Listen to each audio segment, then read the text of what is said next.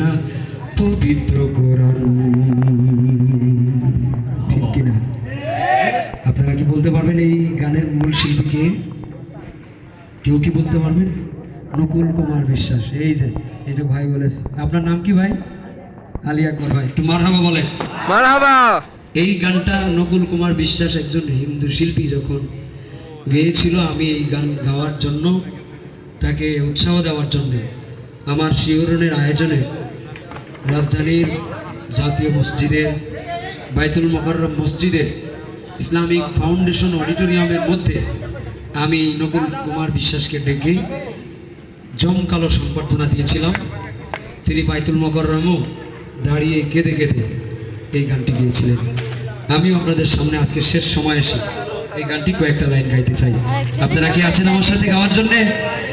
যদি আগুনে লেগে ধ্বংস হয় পৃথিবীর সব বইয়ের দোকান, তবু বিশ্ব থেকে হারাবে না পবিত্র কোরআন। তবু বিশ্ব থেকে হারাবে না পবিত্র কোরআন। তবু বিশ্ব থেকে হারাবে না পবিত্র কোরআন। করবে কেমন করে কোরআন ধ্বংস আগুনের তেজ? করবে কেমন করে কোরআন ধ্বংস আগুনের তেজ? আছে বিশ্ব ভরা লক্ষ লক্ষ কোরআনের হাফেজ, তারা আবার ছাপিয়ে আসমানি গ্রন্থ, ছাপিয়ে আসমানি গ্রন্থ, বাঁচাবে ইসলামের মান।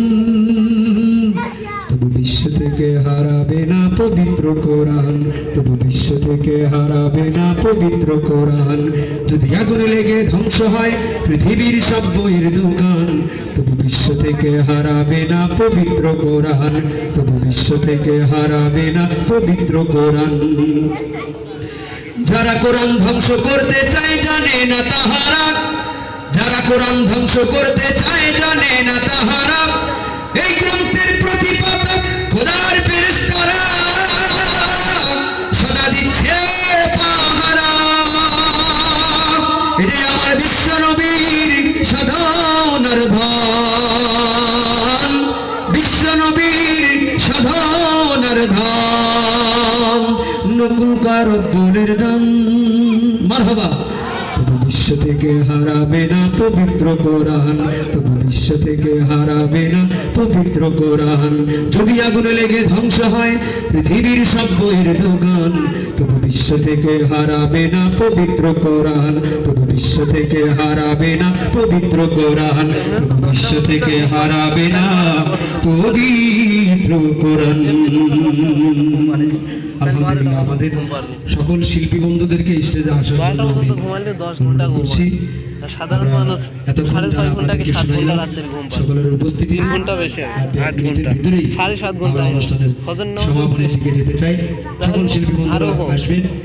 আজকের এই অনুষ্ঠানের স্পেশালিটি হলো যে এই অনুষ্ঠানে বিভিন্ন শিল্পী গোষ্ঠীর প্রতিনিধিরা এসেছে। আপনাদের এলাকার কৃতি সন্তান আমাদের সাইফুদ্দিন আল আজাদ ভাই এই যে স্টেজে আগমন করতেছেন।